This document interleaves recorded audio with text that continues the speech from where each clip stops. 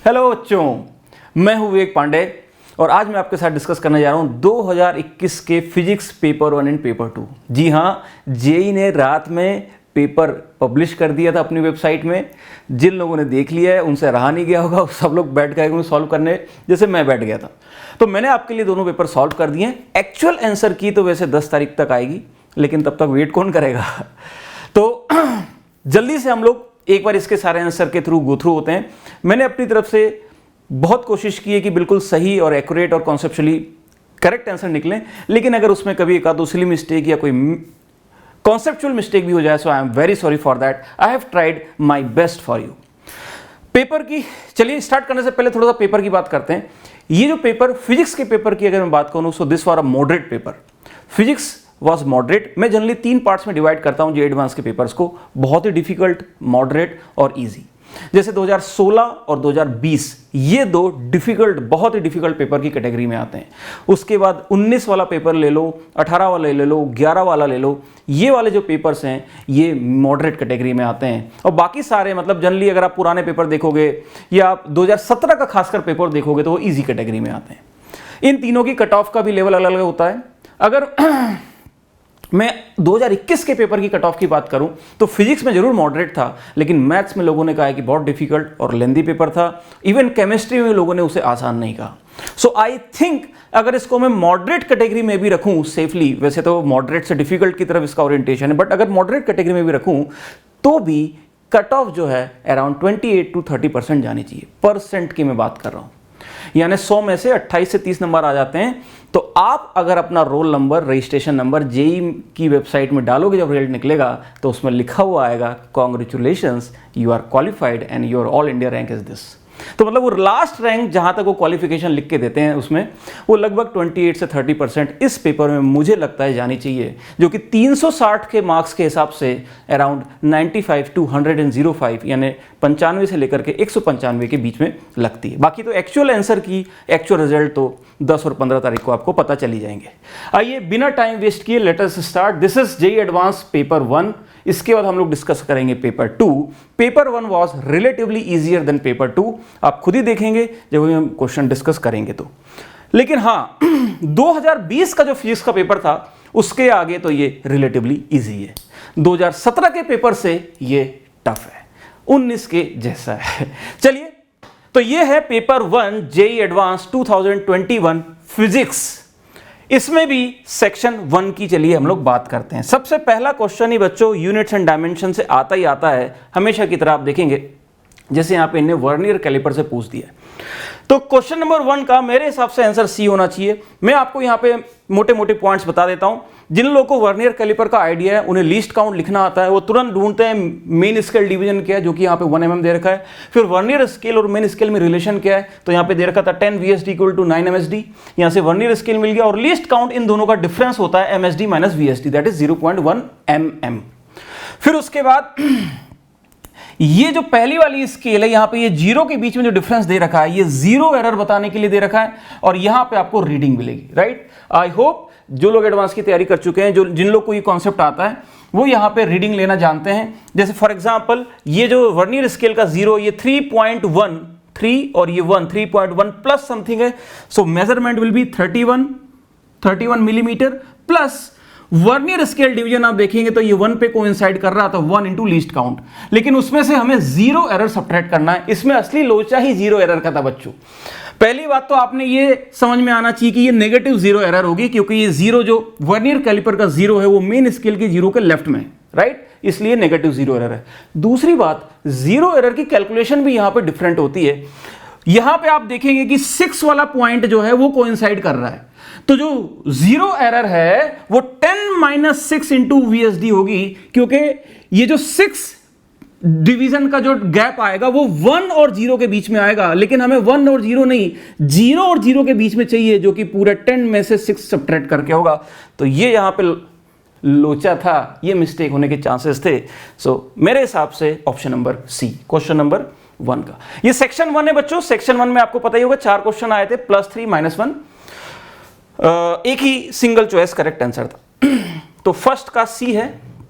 Second वाला देखो आप, अब इस क्वेश्चन के कारण ही लोग इसको इजी पेपर की कैटेगरी में डाल रहे हैं। पेपर 1 को आई गेस यहां पे हमसे पूछ रहा है कि किसमें हीट एब्जॉर्ब होगी। तो आप देख सकते हैं यहां पे ये 4 प्रोसेसेस हैं। जो चौथा प्रोसेस है that is an isochoric expansion, heat absorb होती है। दूसरा जो पहला प्रोसेस है दैट इज आइसोबारिक एक्सपेंशन, उसमें भी हीट एब्जॉर्ब होती है। बाकी दोनों कंप्रेशन है तो उसमें हीट रिलीज होती है, राइट। तो आंसर हो जाएगा स्टेप्स 1 और 4। जब एक्सपेंड होती है जब कोई गैस, तभी वो बाहर से एनर्जी लेता है, राइट। अब ये क्वेश्चन देखिए, क्वेश्चन नंबर 3, यानी क्वेश्चन नंबर 2 का आंसर सी मैंने टिक किया था। क्वेश्चन नंबर 3 की बात करते हैं। सी का मेरा आंसर बी आया था, दैट इज 0.8। बच्चों देखो ये क्वेश्चन भी रिलेटिवली आसान था। बेसिकली यहां पे आपको 2 लेंस दे दिए, बस आपको चीजें निकालनी थी, फॉर्मूले सीधे याद होने चाहिए थे। 2 लेंस दे दिए, दोनों की रेडियस ऑफ कर्वेचर 20 सेंटीमीटर दे रखी है, दोनों के रिफ्रैक्टिव इंडेक्स दे दिए। तो सबसे पहले आप फॉर्मूला लिख करके 2 × μ-1/r से फोकल लेंथ निकाल लीजिए। अच्छी बात ये थी दोनों आइडेंटिकल लेंसेज थे, दोनों इक्वी कॉन्वेक्स है, तो एक की फोकल लेंथ लिखी, दूसरी लिखी -20 डाल देना, यानी दोनों की f1 f2 निकल गई। अब बस इमेज बनाते जाओ। ऑब्जेक्ट रखा है 10 पे, तो आपने पहले इसकी इमेज निकालनी है, फिर इसकी इमेज दूसरा वाला लेंस बनाएगा तो इमेज की इमेज दूसरी इमेज बनेगी। और आपको दोनों के मैग्निफिकेशन लिख करके मल्टीप्लाई करने थे, जैसे कंपाउंड माइक्रोस्कोप में करते थे ना, m1 निकला m2 निकला, टोटल m1 × m2। तो सबसे पहले मैंने m1 लिख दिया, ये सीधा फॉर्मूला मैंने लगा दिया, मुझे याद था। आप इन जनरल भी करके सॉल्व कर सकते हो। f/f + u हमें -10 गिवन था, तो यहां से 2 आ गया पहले का। फिर मैंने उस 2 से मैंने दूसरे का v निकाला, v1 निकाला, v1 मेरा आ गया था -20। फिर v1 से मैंने u2 निकाला। याद रहे v1 और u2 सेम नहीं होंगे क्योंकि दोनों के ओरिजिन अलग अलग हैं, दोनों के पोल अलग है। तो v1 इस वाले से निकला था और v2 मुझे उससे निकालने के लिए 10 का एक्स्ट्रा कंट्रीब्यूशन लेना पड़ा।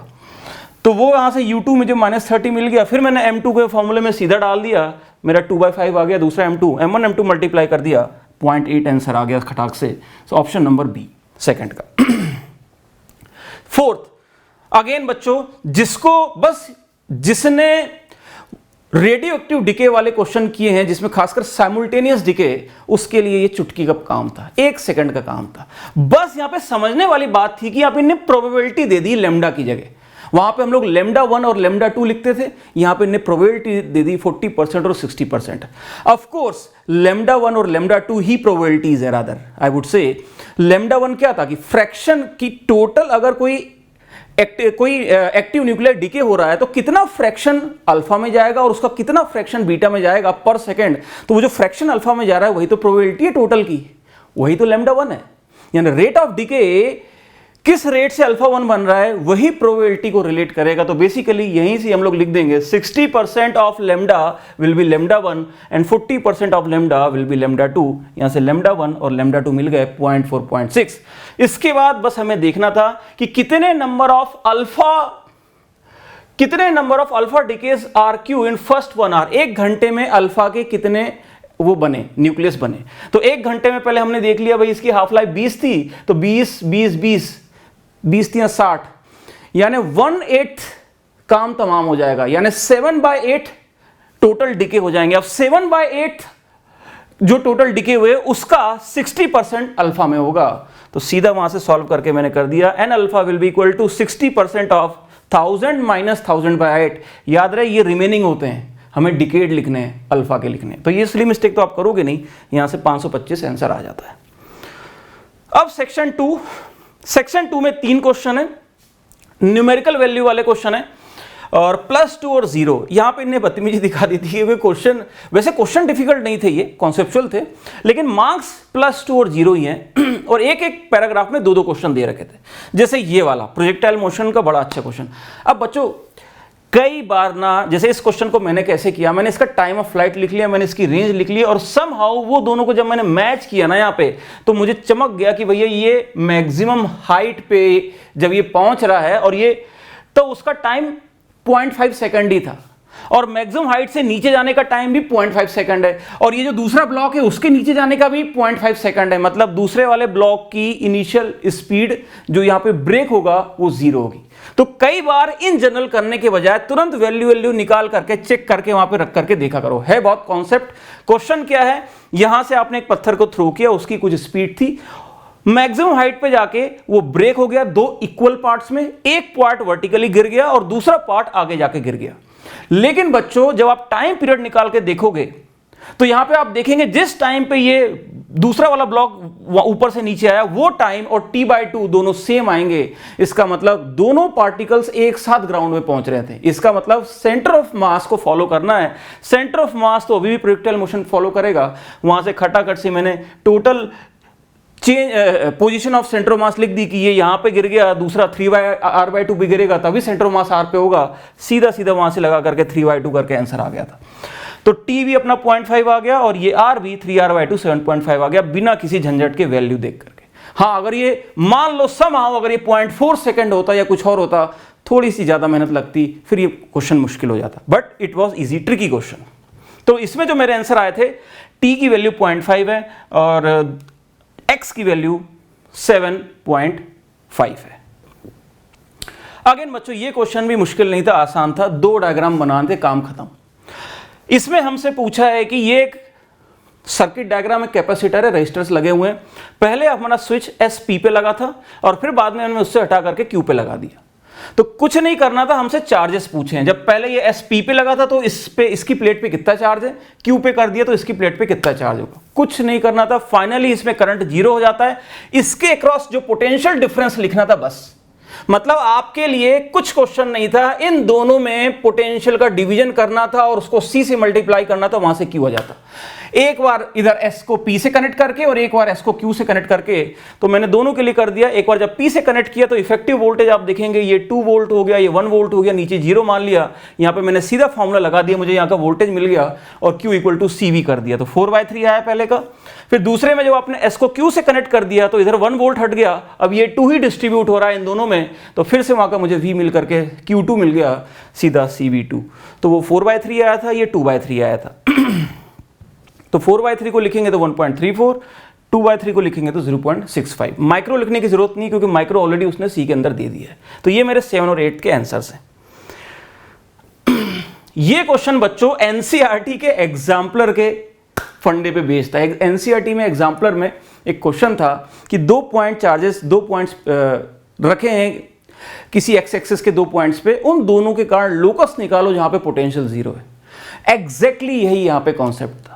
बेसिकली आपको 2 चार्जेस दे दिए, ये और आपसे पूछा है एक सर्कल बन रहा है जहां पे पोटेंशियल 0 होना चाहिए। आपने कुछ नहीं करना था, आपने एक सर्कल पे x, y पॉइंट निकालना था। इस पॉइंट पे इसका पोटेंशियल प्लस इसका पोटेंशियल 0 करना था। तो देखो KQ/R1, KQ/R2, ये R1 R2 मैथमेटिकली आपको लिखना आता है। 0 कर देंगे, इसको सॉल्व करेंगे तो ये एक सर्कल की इक्वेशन बन जाती है। यहां से आपका सेंटर और रेडियस दोनों निकल के आ जाता है। तो सेंटर है B, 0 और रेडियस √3। तो यहां से B की वैल्यू 3 और R की वैल्यू 9 और 10 के लिए मेरी 1.73 आई थी। बहुत ही प्यारा question, I love this question, क्योंकि मतलब फंडामेंटली बच्चे की वो कॉन्सेप्चुअल क्लियरिटी चेक कर रहे हैं कि किस तरह से वो मैथ को अप्लाई करता है फिजिक्स के अंदर। Very good question. बट अब इस क्वेश्चन को हम आसान नहीं कह सकते, मतलब ये it's a fundamental question, it's not that easy. अब आ गए ये मोर देन 1 करेक्ट आंसर्स। इसमें भी हमारे पास 6 क्वेश्चन है, 6 क्वेश्चन इनने मोर देन 1 करेक्ट के दिए। सबसे जो खतरनाक क्वेश्चन होते हैं ना, सबसे ज्यादा जो गलत होने वाले चांसेस होने वाले क्वेश्चन, वो यही है। तो आइए देखते हैं। सबसे पहला क्वेश्चन जो इसमें था वो ये था बच्चों, ये क्वेश्चन भी इजी क्वेश्चन में मानता हूं, मतलब ये को तो लॉलीपॉप खा लेने वाला क्वेश्चन था। बेसिकली क्या बोल रहे हैं कि ये एक स्फेरिकल बॉडी है, रेडियस मतलब इसकी रेडियस r, मास m, सर्कल, स्फेयर कुछ भी हो सकता है, बीच में आपने F फोर्स लगाया और ये सफिशिएंटली रफ सरफेस पे रखा हुआ है, राइट। तो आपको पता है कि जब इसको आप फोर्स आगे लगाओगे तो ये ट्रांसलेशन मोशन करने की कोशिश करेगा, तो रोटेट करने के लिए नीचे फ्रिक्शन अपोजिट लग जाएगा। बस ये लगा दी मैंने ट्रांसलेशन की इक्वेशन। उसके बाद सेंटर ऑफ मास पे बैठ करके लगा दी मैंने रोटेशन की इक्वेशन, क्योंकि F का टॉर्क तो 0, स्यूडो फोर्स का टॉर्क भी 0, तो सीधा का सीधा मेरे लिए F × R will be equal to I alpha. और दूसरा प्योर रोलिंग कर रहा है तो अल्फा इक्वल टू A/R। यहां से सॉल्व करके मेरे पास सीधा A का ये फॉर्मूला आ गया था। अगर आप ध्यान करें, rolling on a inclined plane, वहां पे भी acceleration G sin theta upon I + 1 + I/mr² आता है। देखो जरा यहाँ पे भी यही है, G sin थीटा की जगह F/m × 1 + I/mr²। अगर किसी ने वो किया होता तो डायरेक्टली यहाँ पे वो लगा देता कि F/m अपॉन 1 + I/mr², बट नहीं तो बेसिक से भी हो जाएगा। अब यहां से मैंने ए से फ्रिक्शन लिख दिया, फ्रिक्शन की वैल्यू पे लिमिट लगा दी, तो मेरे यहां पे ये दो ऑप्शन मैच कर गए थे, B and D. So for me question number 11 का आंसर बी और डी होना चाहिए था। आइए अगला चलते हैं, मतलब ये डुएबल क्वेश्चन था। क्वेश्चन नंबर 12 मतलब बच्चों, मतलब ये थोड़ा सा मैथमेटिकल, थोड़ा सा कॉन्सेप्चुअल क्वेश्चन है। ये इस पे कई बार आ चुका है, ये पैरेलल स्लैब ऑफ एयर इनको इतनी पसंद है, कई बार पूछ चुके हैं अलग अलग तरीकों से। इस बार इन लोगों ने असली यहां पे जो कहानी ये होती है कि n1 sin i1 equal to n2 sin i2 equal to n3 sin i3, उसी पे बार बार इक्वलिटी इनइक्वलिटी लगा के इनने जान ले ली है बच्चों की। यहां पे इनने दे रखा है कि sin theta is slightly larger than 1/n1, तो यहीं से मुझे समझ में आ गया कि ये sin theta is greater than 1/n1, मतलब n1 sin theta is greater than 1। अब इस 1 से मुझे लॉजिकली समझ में आया कि ये जो ऊपर एयर है, यहां पे क्या एंगल हो सकता है, यहां पे रिफ्रैक्टिव इंडेक्स तो 1 है और एंगल 90 से छोटा ही होगा, तो यानी 1 इंटू समथिंग लेस देन 90, यानी ये जो रे है कभी भी एयर के अंदर नहीं जा पाएगी, क्योंकि ये n1 sin i1 हमेशा उसके क्रिटिकल एंगल से बड़ा होगा। तो ये लॉजिक यहां पे देखना था। अब अगर ये चमक जाता है तो ठीक है, नहीं तो जयराम जी की, नहीं तो ये होना मुश्किल हो जाएगा। और इसके बाद भी आसान नहीं है बच्चों, इसके बाद भी आपको लॉजिक लगाना पड़ेगा। अब देखिए यहां पे क्या इनके ऑप्शंस देखिए। सबसे पहले द लाइट रे इंटर्स एयर, पहली बात तो ये एयर में कभी भी इंटर नहीं करने वाली है, क्योंकि एयर पे 1 इंटू साइन की कोई भी वैल्यू ले लो, वो 1 से बड़ा नहीं हो सकता, और वो अगर 1 से बड़ा नहीं हो सकता तो इस इक्वलिटी के बराबर नहीं हो सकता, that is n1 sin theta 1 equal to n2 sin theta equal to 1 into sine e. अब ये ग्रेटर देन 1 है, तो ई कभी भी, कोई भी ई की वैल्यू पॉसिबल नहीं है जिसमें साइन ग्रेटर देन 1 हो जाए, तो एयर में तो कभी भी नहीं घुसेगा, राइट। अब यहां पे इसका मतलब ये सारे के सारे ऑप्शन सही हो जाएंगे, क्योंकि सब में रिफ्लेक्टेड बैक लिखा है। मेरे हिसाब से ये 3 सही होने चाहिए, बाकी लेट्स सी आंसर जब की आती तब क्या देखेंगे। But I have figured it out कि चाहे n1 ग्रेटर देन n1 हो, चाहे n2 बड़ा हो, चाहे दोनों बराबर हो, दोनों ही केस में ये रे यहां से घुसेगी, दोनों ही केस में ये रे यहां से घुसेगी। अगर दोनों सेम होते तो ये सीधी सीधी चली जाती और ऐसे करके घुस के अंदर आ जाती। अगर ये दोनों अलग अलग होते,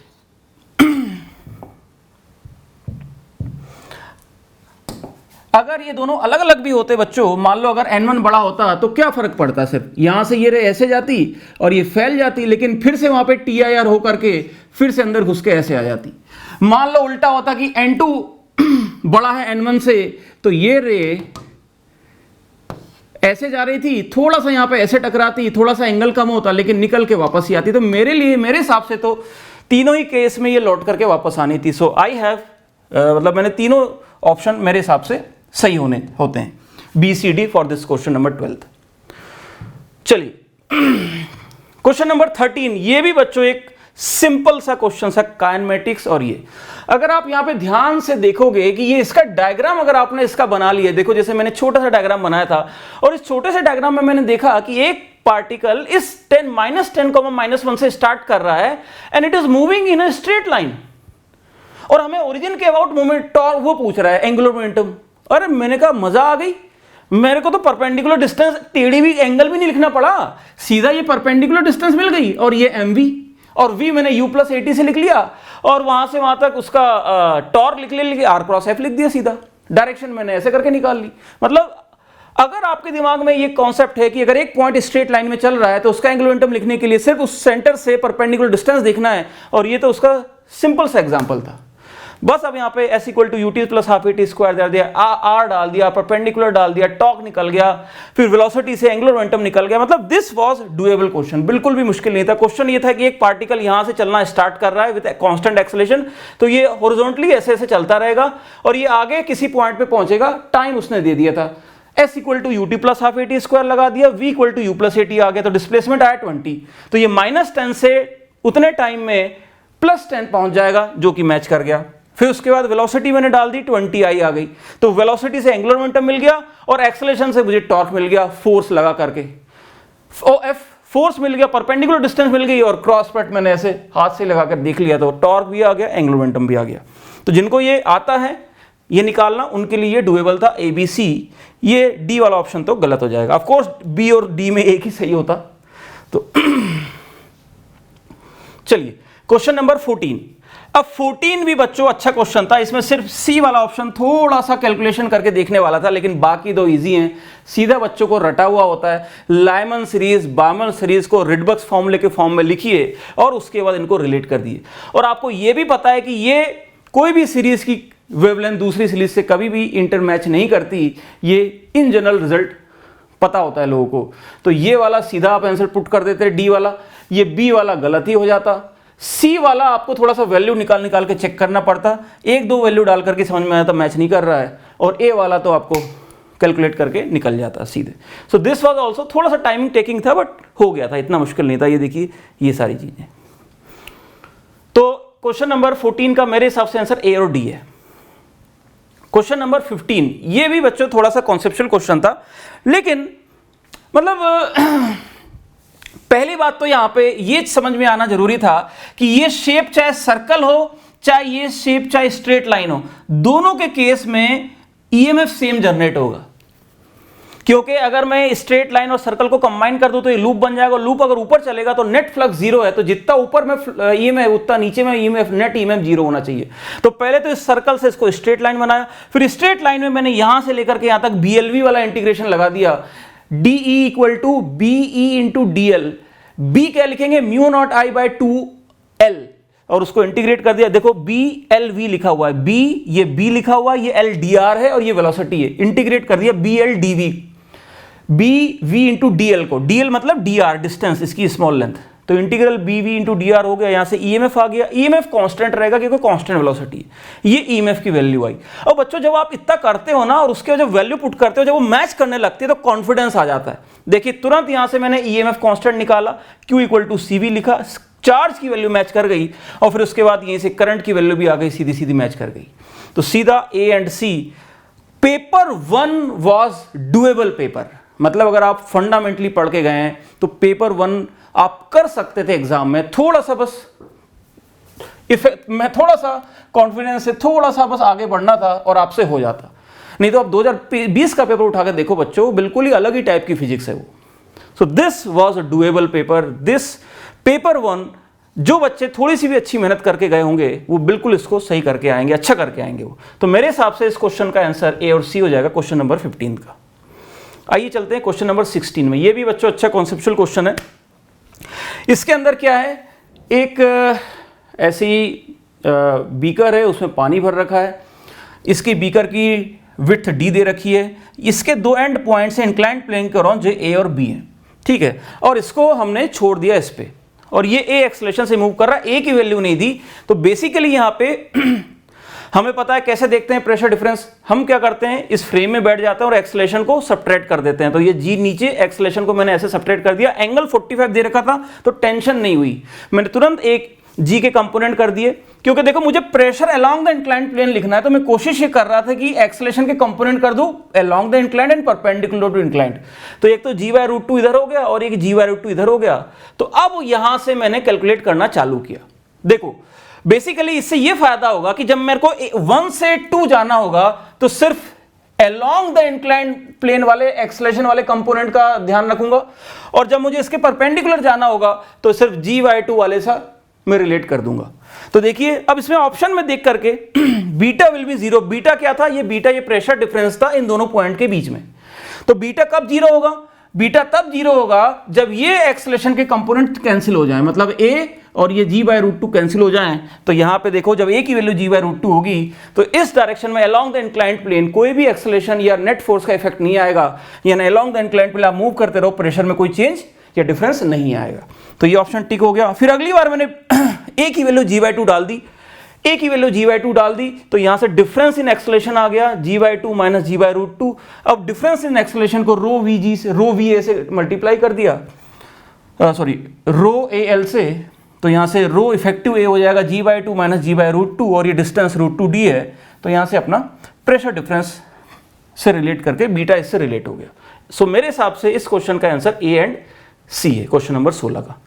मुश्किल क्वेश्चन नहीं था, थोड़ा सा बस यहां पे फ्री बॉडी डायग्राम बनाना था, और आपको वो कॉन्सेप्ट याद हो कि एक्सेलरेशन के अलोंग जाओगे तो प्रेशर के अंदर कैसे चेंज आता है, परपेंडिकुलर जाओगे तो कैसे चेंज आएगा। सो ये इसमें कॉन्सेप्ट था। सो क्वेश्चन नंबर 16 का मेरे हिसाब से ए और सी है। सेक्शन नंबर 4, ये ज़्यादा डिफिकल्ट क्वेश्चन था, ये मतलब सेक्शन था। अब ये रिलेटिवली आसान सेक्शन है, आप देखेंगे इसमें ज़्यादा मुश्किल क्वेश्चन नहीं और सीधे सीधे अच्छी अच्छी वैल्यूज आ रही हैं। सेक्शन नंबर 4 में 3 क्वेश्चन थे। नॉन नेगेटिव इंटीजर यानी नेगेटिव, अपने को आंसर वहां पे पॉजिटिव में ही डालना है अंदर। नॉन नेगेटिव इंटीजर 0 भी हो सकता है, नॉन नेगेटिव मतलब। अब ये पहला क्वेश्चन, 17 क्वेश्चन देखिए। Question number 17 simple question, JEE mains type question. क्या है, अल्फा पार्टिकल दे दिया और सिंगली चार्ज यानी इसका चार्ज प्लस ई है, सल्फर आयन है, इसका मास दे दिया 32।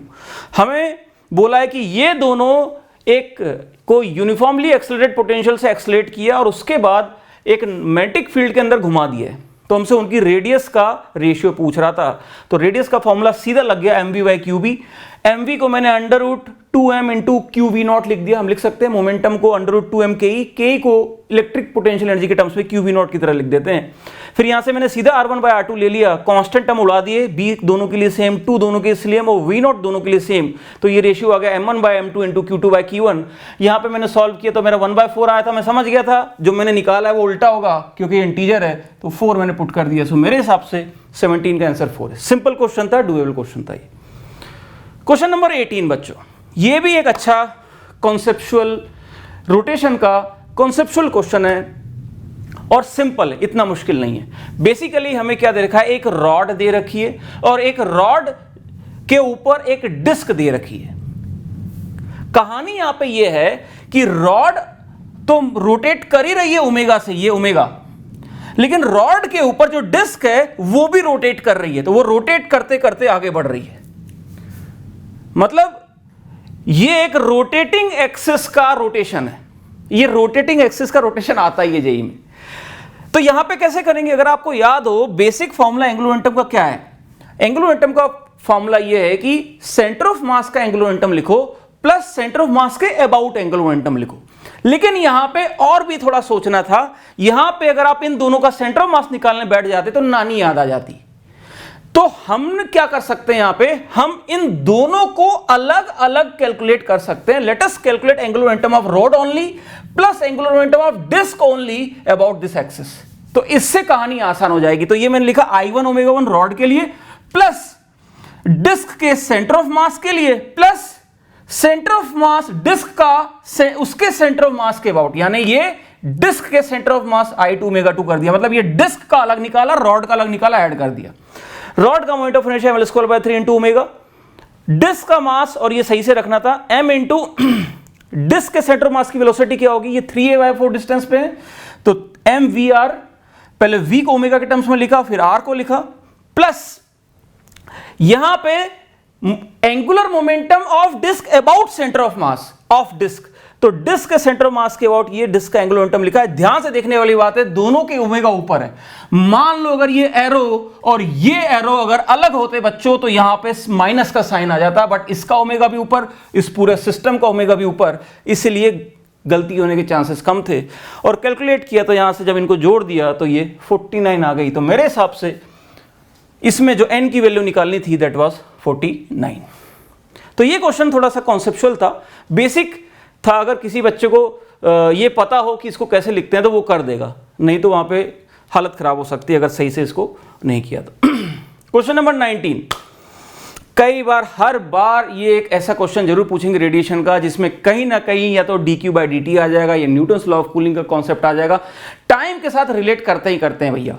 तो यहां पे ये small objective placed at the centre of a large evacuated volume spherical counter, assume that the container is maintained eight 0 kelvin. ये एक इंपॉर्टेंट लैंग्वेज थी, मतलब आपने एक पॉइंट को वैक्यूम में रख दिया। ये मान लो, ये तो फर्जी कहानी बना रखी है। वैक्यूम में रखने का मतलब क्या, उससे जो भी हीट निकलेगी निकल के चली जाएगी, वापस नहीं आएगी उसके पास। अब यहां पे क्या बोला है कि इसका टेम्परेचर 200 केल्विन है t = 0 पे, 200 से 100 होता है T1 टाइम में और 200 से 50 होता है T2 टाइम में। 200 से 100 होता है और 200 से 50 होता है, T1/T2 का रेशियो निकालना था। तो हम क्या करेंगे भाई, dq/dt किस रेट से हीट निकल रही है, ms × dt/dt = -σ a T⁴ radiation वाला फॉर्मूला। लेकिन यहाँ पे कॉन्सेप्ट ये था कि ये जो I है इसको ms इंटू dt/dt के बराबर करना था। यहाँ से सारे ms सब कांस्टेंट की तरह ट्रीट हो जाते, तो यहाँ से इक्वेशन ये आपकी डिफरेंशियल इक्वेशन हो जाती dt/t⁴ will be equal to k times minus dt। इसको इंटीग्रेट कर देंगे तो t⁴ t³ हो जाएगा, क्योंकि t⁻⁴ है, लिमिट डाल देंगे तो ये एक्सप्रेशन बनता है और यहाँ से आपका ये आंसर निकल के आता है 1/9। उल्टा कर देंगे, t2/t1 पूछा होगा, यस, तो वो मेरे हिसाब से क्वेश्चन नंबर 19 का आंसर 9 है। बच्चों आपकी फाइनल आंसर की 10 तारीख को आएगी, जेई निकालेगा, जेई की वेबसाइट में निकलेगी, 10 या 15 को आएगी। ये टेंटेटिव है, हो सकता है इसमें मेरे से कोई सिली मिस्टेक या कॉन्सेप्चुअल मिस्टेक हो गई, so don't get disheartened. I have tried my best कि डिस्कस करूं मैं आपके साथ ये paper, and I really loved solving this paper. मतलब मुझे बहुत अच्छा लगा ये पेपर, बहुत ही फंडू पेपर, बहुत ही कॉन्सेप्चुअल, बहुत ही अच्छा paper. I loved this paper 1। जो बच्चा मेहनत करके गया होगा उसको उसका रिवॉर्ड जरूर मिला होगा। So now quickly let us now come to the paper 2। Paper 2 discuss करते हैं। आई होप आपको समझ में और मज़ा दोनों आ रहा होगा।